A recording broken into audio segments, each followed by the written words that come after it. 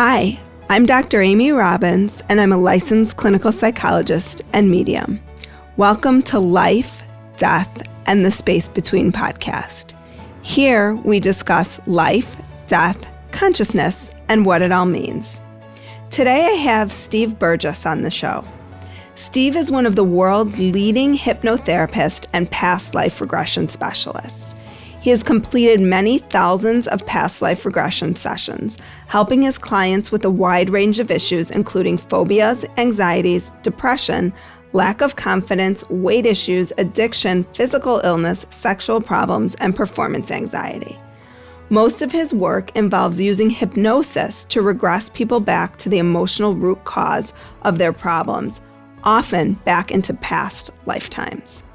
His YouTube channel, Hypno for All, features free hypnotherapy recording. He is in demand as a hypnotherapy trainer, and his work has been featured on TV, local and national radio, and many publications. He can be found at www.lionheart-training.com. And he's on today, and we're discussing his book, The Power of Past Life Regression, which is available through Sixth Books, also on Amazon, Kindle, Barnes & Noble, wherever books are sold. And today, you can also book Zoom sessions with him, because we were just talking about, the nature of our changing work. So welcome, Steve. Thank you, Amy. It's great to be with you. Thank you for having me. I'm excited to have you from across the pond. So we're going to start today kind of with some basics. I've had one other person on discussing past life therapy. I think you have a bit of a different perspective as well to that. But what is hypnosis, and how is that used as the means to regression? Because I think people sort of have belief systems about what hypnosis is. Yes, very much so. There's a lot of misconceptions about hypnosis. Hypnosis itself is totally natural. We all go into what we call trance, a hypnotic state, every day, at least 24 times a day, when we daydream, when we focus on the TV program, when we go on automatic pilot in the car. All of these experiences are hypnosis. What hypnosis is a form of focused relaxation. It's very similar to meditation. Whenever somebody meditates, they're actually doing hypnosis without realizing. It's a focused state of relaxation. So that's what hypnosis is. And what that allows us to do, by just sort of relaxing a little bit, we tend to move into the subconscious part of the mind. And that's the deep inner part of the mind, the 99.9% of the mind that we don't usually use on a day-to-day basis. So the mind is very much like an iceberg. The tip of the iceberg is above the waves. That's the conscious thinking mind. But beneath the waves is the bulk of the iceberg, the 99.9% of the mind, which is the subconscious. And generally speaking, memories from the past are stored in the... And these memories come from this lifetime, previous lives, also our ancestors' lives. And hypnosis is a wonderful way for tapping into these memories, opening them up, and then working with them to either gain understanding from a past life as to why it's important in this life, or to release traumas from past lives. And most of my work is releasing traumas. So you just mentioned ancestral trauma. You talk in your book about genetically inherited traumas. I think sometimes psychologically it's referred to as transgenerational traumas. What are those, and how do they manifest, and how can past life regression help to clear them? It's obviously, the transgenerational memories are different memories to the past life memories. So past life memories are memories from our previous lives that we have lived many, many times, in my opinion. The inherited traumas, the ancestral traumas, are actually traumas that we inherit from our ancestors in our bloodline. So parents, grandparents, great-grandparents, great-great-grandparents, etc., etc. It appears if a person is traumatized in their life and they don't release the trauma, they lock it down inside themselves, which is what most people have traditionally done and still do, then those traumas can be passed down to subsequent generations. In many cases, it's a genetic thing. It's like it's in the genes. Sometimes it's not in the genes. It's like an energy that can come down. So regression into an ancestor's life is just the same as regressing into a previous life. The techniques we use are the same. We take the client back in trance, and the subconscious takes them into, let's say, the ancestor's life, and often they relive the trauma as though they are that ancestor. And that trauma then is, the energy of it is released through crying or shaking or whatever, or just letting it go. The past life memories, we do exactly the same, except obviously these are our previous lives that we've experienced many, many times before. So how do you differentiate with someone? Like, I'm just thinking about, as a Jewish woman, sort of I don't have anybody in my family lineage that experienced the Holocaust, but there's sort of a collective trauma of that. But there also is the potential for those who have that in their lineage to have experienced ancestral trauma, right, related to that. Yes. So how would you go back? You would regress them back into that person's experience of that? Yes, that's correct. Oh, wow.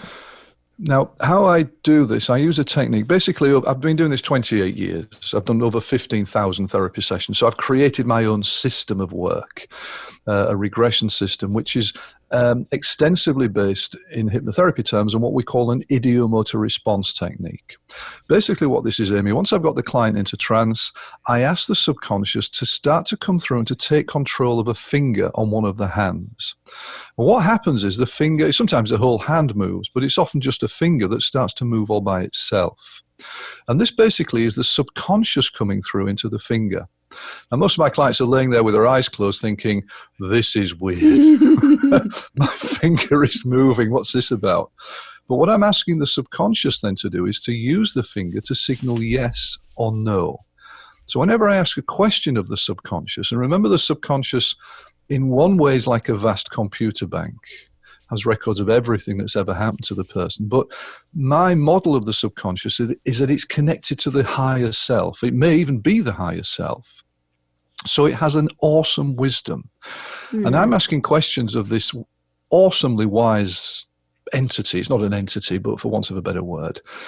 And I ask questions. So I'm saying, is there anything? Okay, so let's say the client comes with a phobia.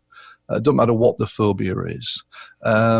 So tomorrow, for example, I'm working with a young lady who's got mesophobia, which is a phobia about sounds.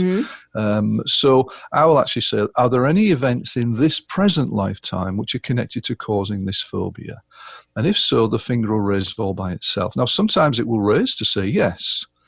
It sometimes says no, in which case I then know whether we need to work in this life or not.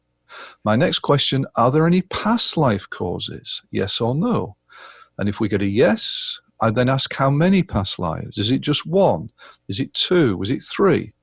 So then we get a specific diagnosis of the causes. It's not usually more than 7 past lives, usually between 1 and 7. It can be a few more than that. And then my third question is, are there any ancestral traumas connected to causing this phobia? And if we get a yes, then I know that we've got some ancestral stuff as well. So the subconscious is making the distinction between an ancestor's trauma and a past life. It says these are different things. And it's also then diagnosing the cause of the problem and then ask, is it okay for us to work on this stuff? Because we need permission to work on it. If the subconscious says, no, we don't do it, we do other therapy. But it usually says yes because it wants the client to get better, because it knows what's best for the client. Often it doesn't just say yes, it goes, yes, yes, at last. Right, especially if it's like the higher, if the subconscious is this higher sort of soul, right? Then the soul always wants what's in our highest. Absolutely the case. Our highest and best self. And it protects the client. So therefore, if I'm doing regression with children, they are protected. What tends to happen is if they go back into a past life, they have what I call a fantasy past life. It's obviously not real, but it's a metaphor that the child's subconscious creates to get them better. It's quite remarkable. And there are some times when I'm working with a client where it will do its own therapy and it will take my breath away. It's just extraordinary. It just knows what to do sometimes. So we have this standpoint, a lot of hypnotherapists like myself, is let the subconscious do the work. It means we're not leading, we're not implanting anything. All we're doing is opening the subconscious, asking questions using the finger, let the client go back, and then they go back into whatever they need to go back into. And so do you also ask, I love that technique because it gives you, it's almost like it gives you a roadmap to where you need to go. There's no guesswork. Mm-hmm. Most therapists, in all honesty, I'm not running down therapists, but most of them are working on guesswork. There's no guesswork with this. It gives you an exact, this is what we need to do. Mm-hmm. And let's say for a client, let's say we've got a yes for this life and a yes for past lives and a yes for ancestors' lives. Where do we start?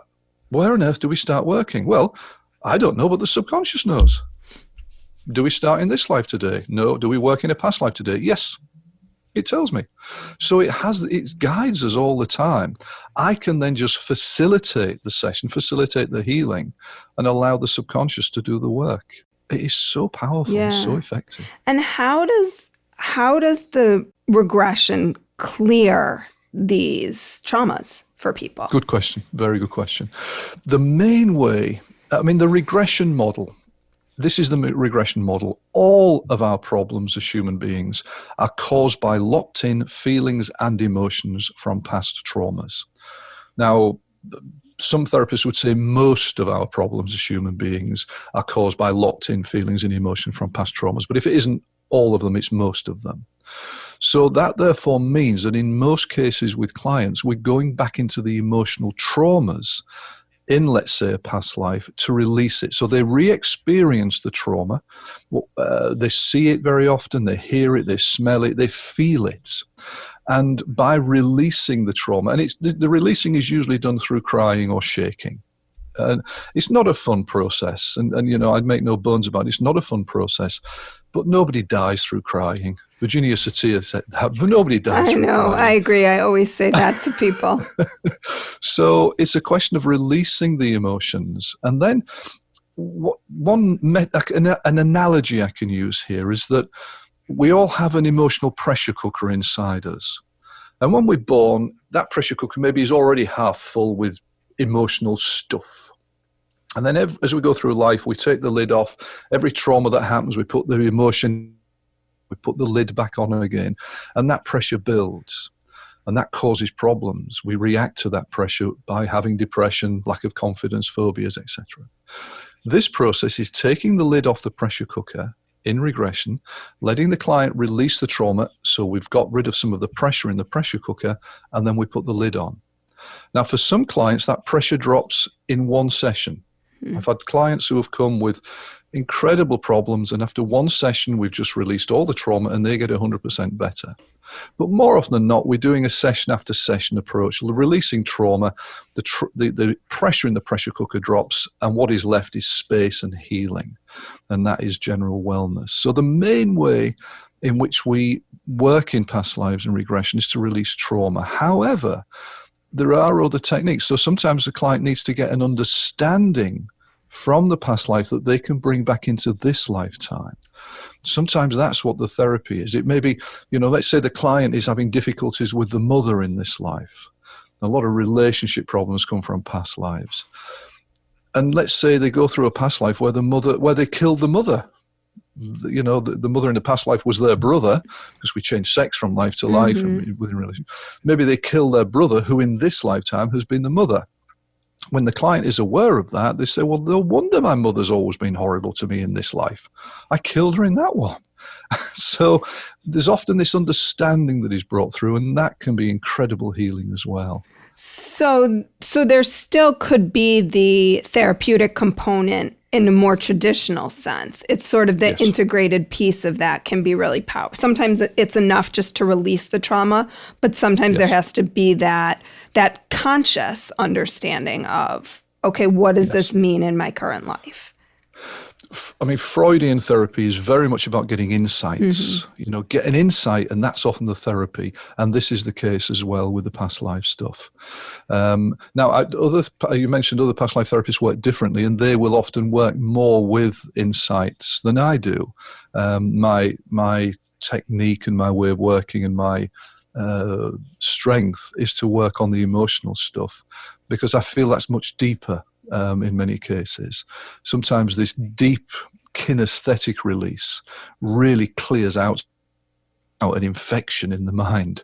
We're lasering it out so there's nothing there. So because obviously if you leave something there, then the client is not 100% better. So I like to be very thorough and dig stuff out. And sorry. No, go ahead. Well, I was going to say, it sounds dramatic. It can be dramatic. Some clients are scared because obviously we often talk about death trauma. Most past life therapy is releasing death trauma more than anything else. Well, we've died unpleasantly in previous lives. And that sounds dramatic and terrifying, but it isn't. It's just releasing the death. Nobody dies in therapy. I often say to my clients, if we go through a death in a past life, we don't finish the session, and at the end of the session, you open your eyes here today and find your leg is propped up against the wall and there's blood spattered everywhere. Right. That doesn't happen. It's just an energy from the past that we're releasing. Occasionally, some clients are what are called big releasers, and they really get into it in a big way. And this is exactly what happened. If I may just kind of share a story of what happened. My very first past life regression client happened spontaneously. Now, what happened is I've been working as a hypnotherapist for about 6 months in just the usual standard processes, taking people into trance using what we call post-hypnotic suggestion therapy and visualizations and metaphors and language patterns. And then one day a young man came to me who had a severe anxiety state. He was in his early 20s, and he sat in front of me in my office and he looked terrible. He was shaking, he was hyperventilating, he was stuttering out the words, and he just had this terrible anxiety state. So I said, how long have you had this for? He said, well, I've always been anxious, but the last few years, since we had the children, my anxiety has got worse and worse to such a degree now. And he's stammering and talking to me, and such a degree that I can't even work now. I've had to give my job up. I just sit at home, shaking all day long. I just can't do anything. My wife is sick of it. She said if I don't get better, she'll divorce me, which of course is adding to the stress. He was on medication. Of course, it didn't work. And so I said, okay, well, let's do some hypnosis. Hypnosis is a form of relaxation, the antithesis to anxiety. And so I took him into trance very gently, and he relaxed so nicely. He laid in my chair, his breathing slowed down, his whole body just slumped down. And I'm then just thinking, okay, this is a standard hypnotherapy session. And all of a sudden, this was after about 10 minutes, his body started to shake. And he lay in the chair and his whole body was shaking. His breathing's coming quick. And then all of a sudden, he started to half shout and half whisper, no, in here, hide the children, hide the children, no, hide, shh, no,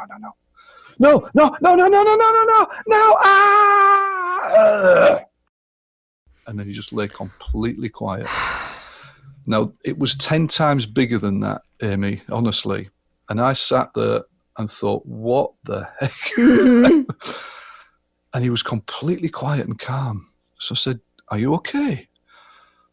Oh, he said, I feel wonderful. He just lay there with his eyes closed. I feel so calm. I've never felt like this in my life before. I am so calm. Oh, this is amazing. I feel wonderful. I thought, well, I don't. My heart was beating. Right. I said, so what happened? He said, it was weird. He said, I was in another body in another time. I was a man. And children, we had children, and me and the family, I was trying to hide the family. Soldiers were coming looking for us. And then they found us, and they just shot us all. It's like I died. And he said, I feel so peaceful now. This is extraordinary. He said, what is it? I said, well, you've been in a previous life. I hadn't been trained to work in past lives. I understood reincarnation since I was 13 because I studied it for most of my life. But to see it in therapy, and his problem, Amy, was completely cured in 10 minutes. Wow. And I thought, this is significant. Why don't I know about this? This is not made up. This is significant. Why has he done that in order to get better if it wasn't real? So anyway, I did a little bit more work with him, but he was completely cured within 10 minutes, and he left my office totally 100% well. So I then got some information from the American Past Life Association and from therapists, and starting to develop and play with it. And then over the years, I gave it so much credence and credibility that I am now, using it with many, many clients, not all clients, but with such success. I mean, that's why I've written the book, because the book gives these, the incredible, fascinating stories of the client when they're in trance, and B, the healings that have taken place. And I haven't done that. The subconscious has done it. And do people typically remember their experience when they're in trance, or do you have to speak that back to them? They remember. In 99% of cases, remember, I say with trance, it's think relaxation. So if you're laid in the garden relaxing and you're listening to an audiobook, and then you come back in and start cooking your dinner, then do you remember the audiobook? Yes. So everything is remembered. Occasionally we get what's called hypnotic amnesia, in maybe less than 1% of cases. And that's often because the subconscious is saying it's not safe for them to remember this yet consciously. So they'll have the experience, they'll release the emotions, but afterwards they won't really remember much of it. Maybe because it was too unpleasant and they're not ready for it yet. But that's the subconscious. It knows it's not safe for them yet. As a therapist, how would I know if something, ailment comes from a past life? Like, I don't do the hypnosis. I'm working with someone and... In all honesty, you don't in most cases. Occasionally the client will give you a clue. So they may say, let's say I've got these terrible headaches. It feels as if somebody's stabbed me in the eye with a knife. They've just told you without realizing what's probably happened in a past life to cause the headaches. And by the way, I usually find with migraines that they are nearly always caused by deaths in past lives where there's been blows to the head. Nearly always. And headaches often the same. So you don't always know. Sometimes a client will say that. If it's a physical pain, then if it's a mystery illness, then it usually is past life. What do you mean by that? Well, again, I had a client who came with severe lower back pain, and this again was a dramatic case. She'd even had surgery. They opened her up in the operating table, couldn't find anything, stitched her back up, sent her home with painkillers. And this pain was very bad for her. It was there 24 hours a day. Medication didn't touch it. She was getting depressed because of the pain. She was unhappy. She was putting weight on. And this lady was a magistrate, okay? So she's no new agey sort of person. But she came to see me because a friend of hers had already seen me with her alcohol problem. And we'd actually got that fixed in one session. That was remarkable. Doesn't happen very often, but it does sometimes. And the subconscious took her into trance using the finger. It said there were 4 past lives causing that back pain. And the first past life was the big one. She regressed into the Second World War, where she was a young male Nazi soldier. Very sensitive and naive, didn't want to be there. He became part of a Nazi war team that was going around Europe, robbing art treasures and shipping them back to Berlin. After a few years, he got shipped to the Russian front. And she said to me, it's now April 1942. So she's laid in the chair, her eyes are closed, and she's just reporting the stuff that's coming from the past life. She said, it's April 1942. She said, we are stuck in the snow about 40 miles from Moscow, near a little town called Smolensk, which actually, when I looked on the map, was exactly there. And she said, we can't go any further. We can't get the supplies, are not coming through. We're stuck in the trucks in the snow. The Russians keep attacking us. I'm scared. She was scared to death. She was really scared. And then all of a sudden, that young man made the biggest mistake of his life, because what he did, he'd heard that there was an icon in a Russian church in a village behind the Nazi lines, one that they'd captured. And so he thought, well, I'll go and look at this icon. There's nothing much else to do. We might be able to steal it and get it back to Berlin. That young man then jumped on a motorbike and went a mile or 2 behind the lines to this village without an armed escort. He thought he was safe. Now, what then happened in the session, again, I won't shout too loud into the microphone, and this is 100% less than how she reacted. So I'm saying, what's happening? She said, I'm off the motorbike. I've got off the motorbike. I've found the church. Now I'm walking through the churchyard, and and suddenly she jumped about a meter in the air. She screamed. She landed on back in the chair. She was moaning and groaning and coughing and moaning and groaning and writhing around. I said, "What's happened?" She said, "I've been shot. I've been shot. I've been shot." And she took 20 minutes to die. When she died, of course, then she goes into spirit. She experienced great calmness and peacefulness. One of the features of regression work is we keep going back through the trauma over and over to fully release it. So I took her back through this about 4 times in that session. Each time there was this great reaction when the bullet went in and flopped down. The final time, the 4th time as she re-experienced it, when the bullet went in, she just went, "Oh," and then she died in seconds. Guess where the bullet went? In the back. Exactly where the back problem was in this lifetime. She came out of trance. She was understandably shocked, of course, because she says, I mean, most of my clients don't know anything about reincarnation. Most people come to me just because they've got a problem. Right. The subconscious says it's a past life. I get very few people who say, I want to go. This is what I signed up for. Exactly. But she came back a week later. The back problem was about 70%, 75% better. We cleared up the other 3 past lives in a few sessions very quickly. We did a bit of work on the depression which was coming through. The back pain was 100% cured. It was completely released from the body, from the energy field. She got 100% better. She was able then to start training. She started to lose weight. She felt wonderful about herself. And actually her confidence increased massively. She became so much more confident because, this isn't always just about releasing an emotion, a pain. It's sometimes let go of emotions that have been holding you back. You get other benefits. Whoa. Okay, I have 2 more questions. And I'm like, maybe I'm going to book a session. I've had some back pain that hasn't been going away with physical therapy. Okay. I actually have a bunch more questions. Let me ask one follow-up to that question. So that woman was obviously reincarnated quite quickly, because I've heard different things about some, it's 200 years before you reincarnate again, or it could be, not that long. Is there sort of a sense that you have around how long a soul waits to reincarnate again? Different every time. For some people, it can be very quickly after they die, they reincarnate. For others, they can be in spirit for centuries.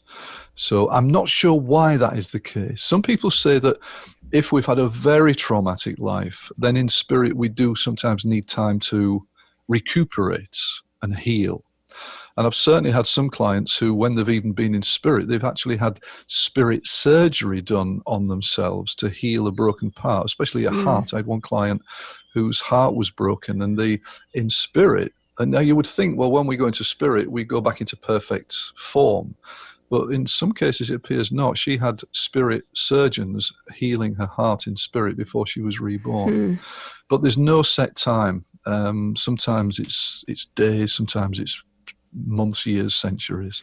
So one of the things you talk about is future life progression. Yes. What does that look like? And can you carry a trauma from a future life into this life? Wow, that's a great question. How can I answer that? Is that a stumper? That's a good question. It is. Well, I mean, I'll do my best to answer it. Maybe not definitively, but I'll do my best to answer it. So first of all, time is not linear. We think it's linear because it makes it easier for us to understand. And certainly from a past life regression perspective, it's easier to think in linear terms. We go back into the past, we release stuff, we get better now. But there is this concept that time is just immaterial. Everything that is happening in the future is happening now. Everything's happening in the past is happening now. That there's no such thing as past, present, or future. So in that respect, it may be that going into a future life and experiencing a trauma, when we're aware of that, we may be able to do some work on it in this lifetime. So that it doesn't happen in the future life? So it doesn't happen, yes. But there is also, going on from this, the bigger picture, there are parallel worlds, parallel universes perhaps. And so, it may be that what is happening to us in a parallel world affects us now. I've certainly got one client in Norway who occasionally goes into parallel worlds where something is happening to her in a parallel world that is affecting her now. But that lady is an empath and very sensitive to things. So what does that look like in a Well, we don't get many images, I'll be honest. With her, it's mainly feelings that come through and senses. And I'm asking questions then, yes, no questions about, about different things to get a sense of it. But she finds it difficult to link in. I don't have many clients who do that. I can't say that's something we do a lot of. In terms of future lives, the usual will be going to future lives is to go into the future in order to get a sense of what the future will be like. I used to do quite a lot of that so I could experiment with it, but I stopped doing it because I found that I didn't know I was getting real responses. Was it imaginary? With past lives at times we can prove it. And I was finding that I was getting my clients or my groups, because I've always done groups as well, past life regression groups, future life group workshops, which are great fun and fascinating. But my groups often were saying that 300 years in the future, 500 years in the future, it's awful down here on Earth. It's terrible. It's a terrible place. There have been massive wars. Some people would say that's the way it is today. Yeah, but you can't even go out into the air. There's no ozone. There've been massive wars. There's hardly anybody. There's no spirituality. And I got a bit depressed by this. But I spoke to colleagues who were doing the same sort of things, and they were saying it's wonderful 500 years in the future. It's the new age. It's the age of Aquarius. Everybody loves each other, and there's no war. So I'm thinking, well, I don't know what's real here. So I thought, okay, I'll let that go because I'm never sure what is real in the future. In the past, I think we can prove it and we can get more definitive information that can be proven. In the future, it's more airy-fairy. But there are certainly a lot of some therapists who do future life progression and help clients enormously. There's a lady in the UK, and she does a lot of that. And she maintains she has great results with people. Wow. So I guess it's all about if people get better, they get better, right? Does it matter? Right. Does it matter, really? Yeah. And occasionally, of course, we get a client who comes to me for past life, goes into a past life and doesn't believe in past lives. And so they've either got to change the belief systems, or what I tend to say is it was just a historical metaphor created by your subconscious to get you better. It doesn't matter. This stuff works and it doesn't matter. Right. So last question, in your experience with clients as they go through their deaths, what do they say or what do you hear matters most in the end?